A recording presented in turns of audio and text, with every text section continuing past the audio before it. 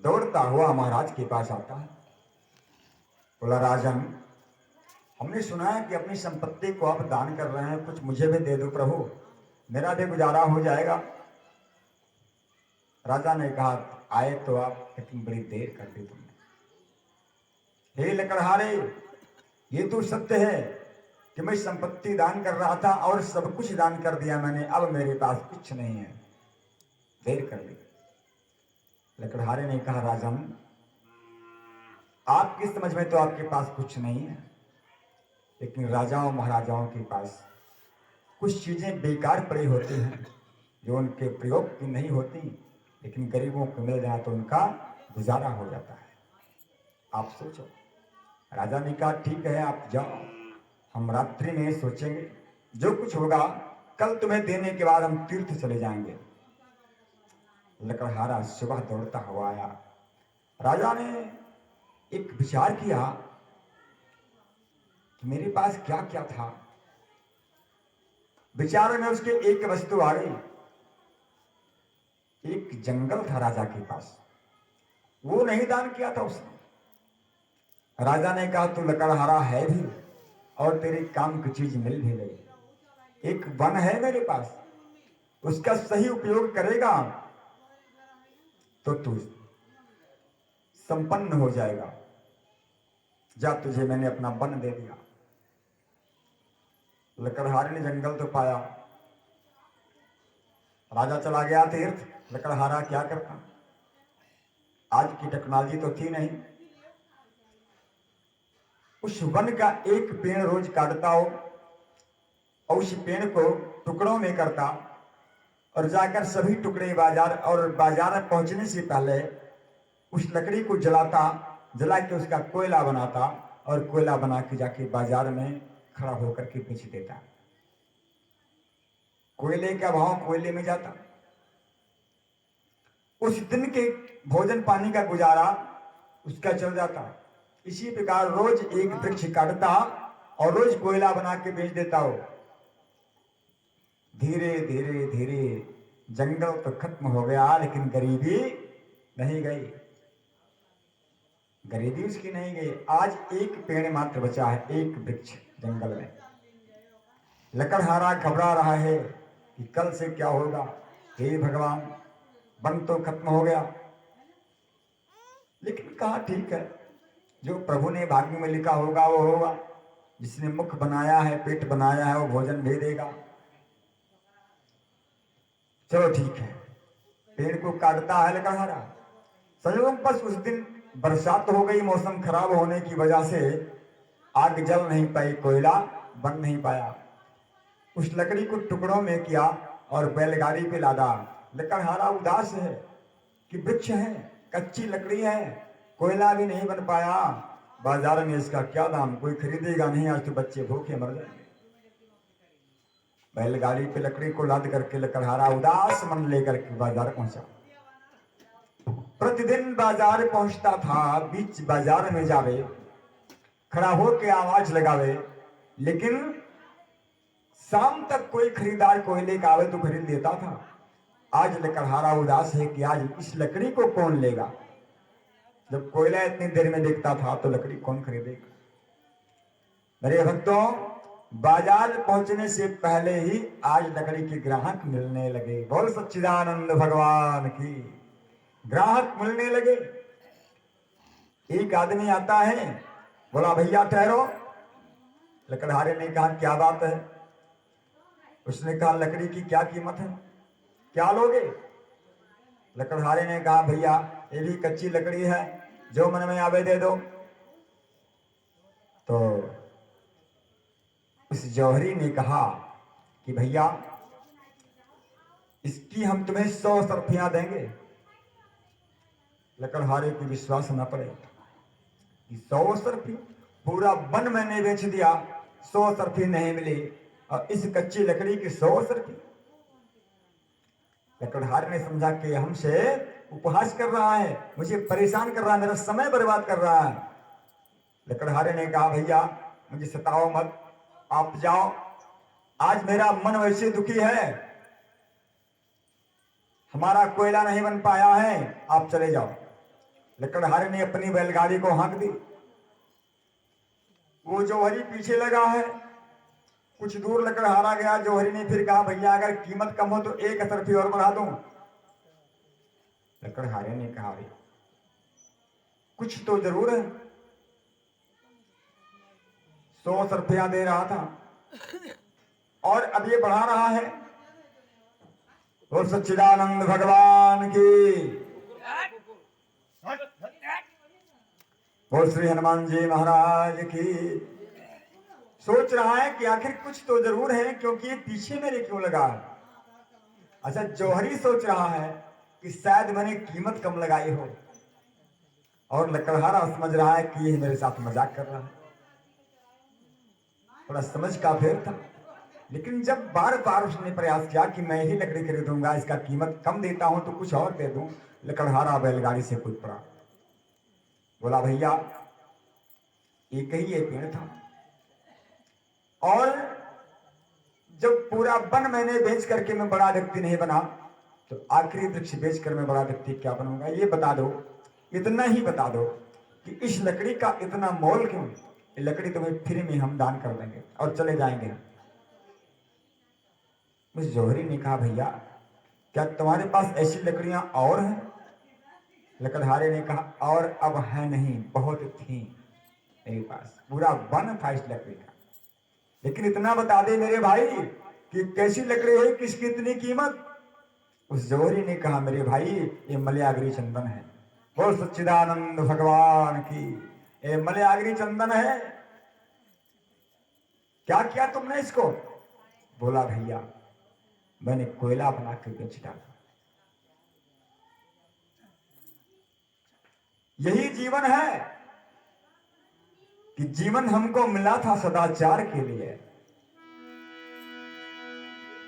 मगर मैंने क्या किया, गले का हार बन के आए थे, तलवार बन बैठे। बोल सच्चिदानंद भगवान की। डरते रहो ये जिंदगी बेकार न हो जाए,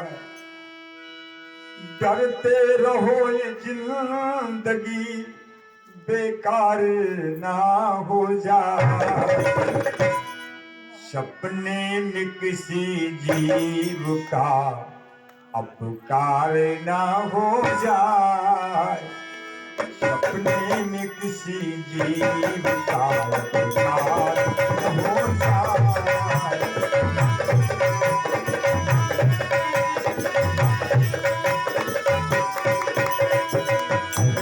रहो ये जिंदगी बेकार ना हो जाए।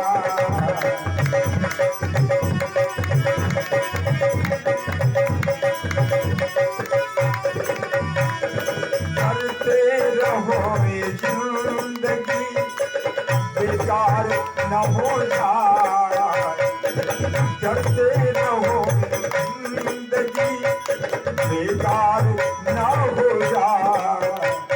सपने में किसी जीव का पुकार न हो जाए, सपने में किसी जीव का।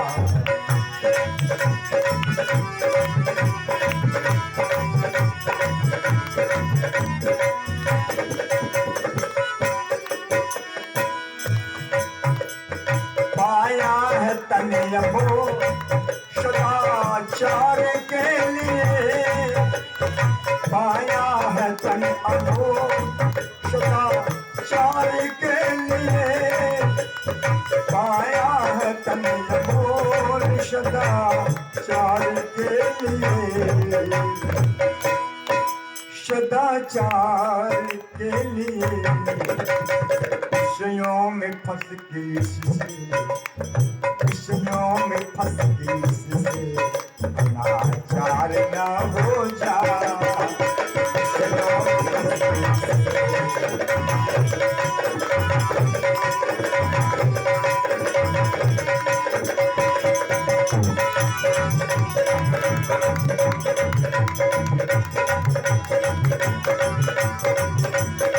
करते रहो ये जिंदगी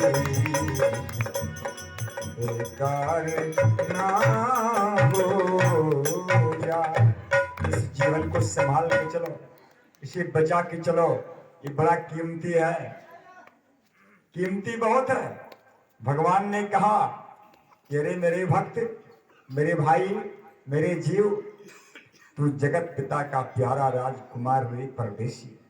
अरे परदेसी, तुझे मैंने राजकुमार बना के भेजा है और तू चौकीदार बन के बैठे। बोल सच्चिदानंद भगवान की। तुझे मैंने राजकुमार बनाया और तू वहां जाके चौकीदार बन गया और कहता है कि भगवान मेरे ऊपर नाराज हो। मेरा क्या दोष है? पिता ने कीमत खर्च के अपने जीवन की कमाई को गंवा करके बच्चे को स्कूल में पढ़ाने को भेजा दूर और वहां जाकर को अय्यासी करे, पिता का क्या दोष है? बोल सच्चिदानंद भगवान की। क्या दोष है? बाद में अपने कर्म को ठोके कि पिताजी ने हमें पढ़ाया नहीं। किसी का दोष नहीं है। देखो, मैं चलते चलते आज कुछ बता के जाऊंगा कि चाह पैसों से आनों में आती रही, चाह आनों से रुपया बनाती रही, चाह रुपया से नोटें भुनाती रही, चाह नोटों से कोठी चुनाती रही, चाह कोठी में मोटर मंगाती रही, अब चाह बिगड़ी, चाह मोटर से होटल में जाती रही, चाह मोटर से होटल में जाती रही और चाह होटल में बोतल खुलाती रही, चाह जो चाही वो कराती रही, चाह पाली जिन्होंने वो पीले हुए, चाह छोड़ी जिन्होंने रसीले हुए। इस मन को इतना अपने मन का ना होने दो कि ये आपका जीवन ही बर्बाद कर दे। ये मन ऐसी चीज है कि जो आपको बर्बाद कर देगा। अपने मन का छोड़ दिया आपने तो बेटे को पिता अपने मन का छोड़ दे तो बेटा कभी संभल नहीं सकता। बोल सच्चिदानंद भगवान की। देखो, हमारे महात्मा कबीरदास जी एक भजन लिखे, आप लोगों ने सुना होगा, मैं दोहरा रहा हूं, जरा ध्यान दें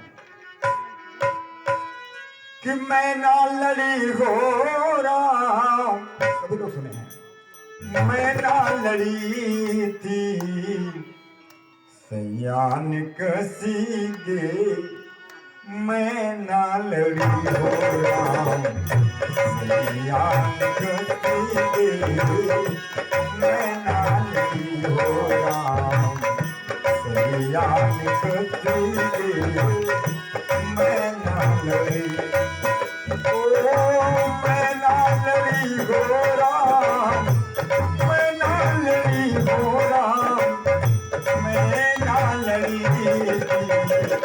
सयान कसी गे, मैं ना लड़ी हो राम सयान कसी गे, मैं ना लड़ी।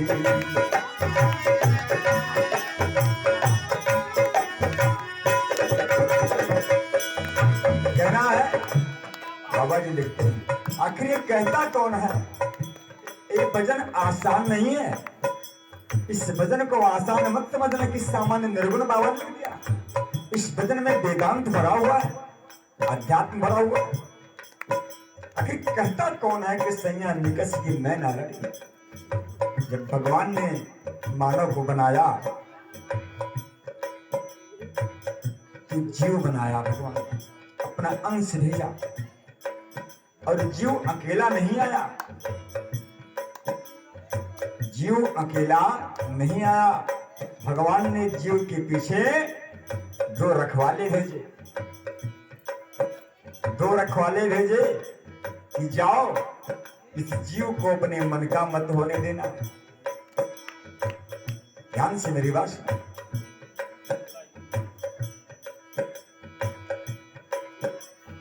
एक दासी भगवान ने भेजा और एक दास भेजा।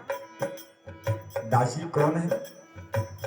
दासी है आपकी बुद्धि। आपकी बुद्धि ही आपके जीव की दासी है, और आपका विवेक आपकी बुद्धि का दास है, आपके जीव का।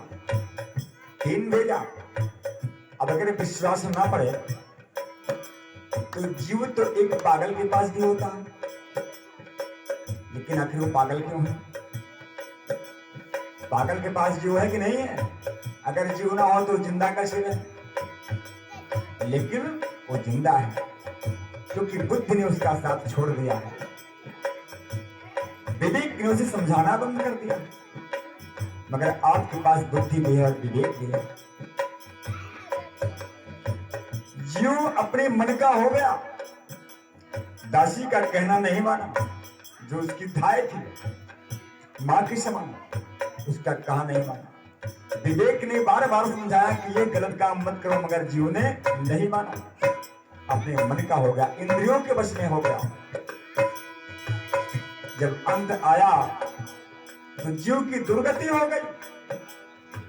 जीव की दुर्गति हो गई। जीव रोने लगा कि हे भगवान मैं क्या करूं? भगवान ने कहा मैंने जो कहा था तुमने किया। बुद्धि से पूछा, अरे बुद्धि तूने समझाया नहीं इसको? बुद्ध ने कहा प्रभु इसने मेरा कहा शुरू से आज तक नहीं माना। बुद्धि रो रही है, ये बुद्धि रोती है।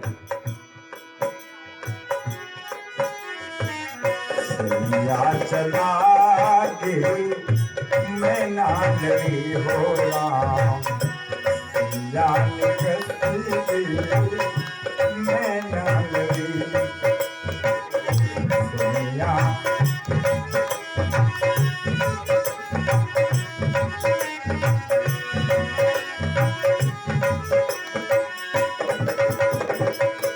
किसी ने कहा अरे बुद्धि, इस महल में 10 दरवाजे हैं, किस दरवाजे से गए आपने देखा? किस दरवाजे से निकल गए आपने देखा? आंखों से गया। बुद्ध ने कहा आंखों से गए होंगे तो रूप के संसार में होंगे।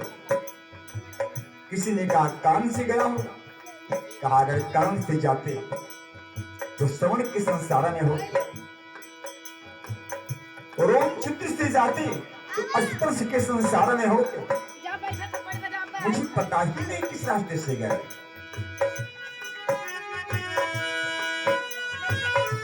रंग महल में 10 दरवाजे, रंग महल में 10 दरवाजे, ना जाने कौन सी, ना जाने कौन सी खिड़की खुली ज्ञान कसी दे मैं ना लड़ी हो राम, ज्ञान कसी दे मैं ना लड़ी हो राम, ज्ञान कसी दे मैं ना लड़ी।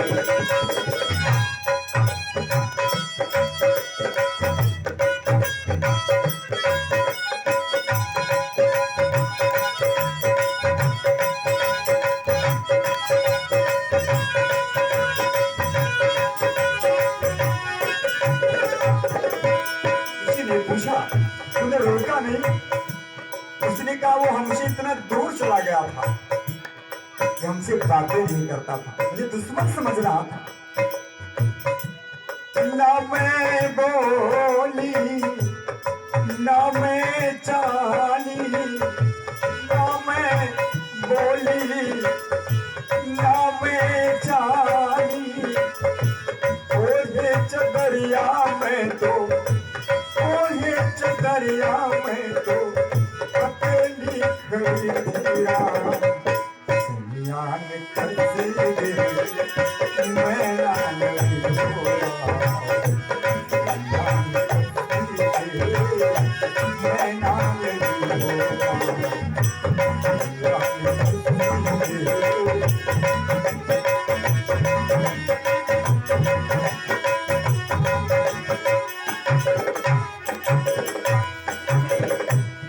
इसलिए ये मन मैं कितना समझाऊं, बार बार प्रयास करता हूं, लेकिन कुछ सत्संग प्रेमी हमारे यहाँ तो बहुत अच्छे हैं।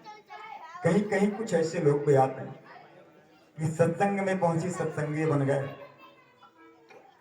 जहां जाते हैं वहां वही बन जाते हैं। इतने अच्छे पात्र हैं, इतना अच्छा अभिनय करते हैं। आज के श्रोता, आज का मानव कि जहां जाता है वही बन जाता है, लेकिन वहां से जाने के बाद फिर वही बनता है जो घर पे था। श्याम रामचंद्र के कथा में गया, बट अच्छा लगा। देखो, कथा में दो तरह के लोग आते हैं। कथा में दो तरह के लोग हमें मिलते हैं। पहले तुम्हारे प्रेमी श्रोता आते हैं, बिना कुछ बोले प्रभु को प्रणाम करके बैठते हैं और श्रवण करते हैं। और कुछ लोग कथा देखने आते हैं श्यावर रामचंद्र के। तो आप विचार करो कि कथा देखना चाहिए कि सुनना चाहिए? सुनना चाहिए। तो जो देखने वाले हैं वो जब आएंगे तो व्यास में, मंच में, कथा में अनेकों तरह के व्यवधान पैदा करना चाहेंगे और वो क्या कहते हैं, नाना प्रकार की कमी निकाल करके और बहते पानी की तरह चले जाएंगे। लेकिन श्रोता आते हैं, बैठे रहते हैं, बैठ करके श्रवण करते हैं, वो सुनते हैं बैठ करके। इसलिए कथा में कभी भी जाओ, कथा को देखने मत जाओ, कथा देखी नहीं जाती। बोल सच्चिदानंद भगवान की।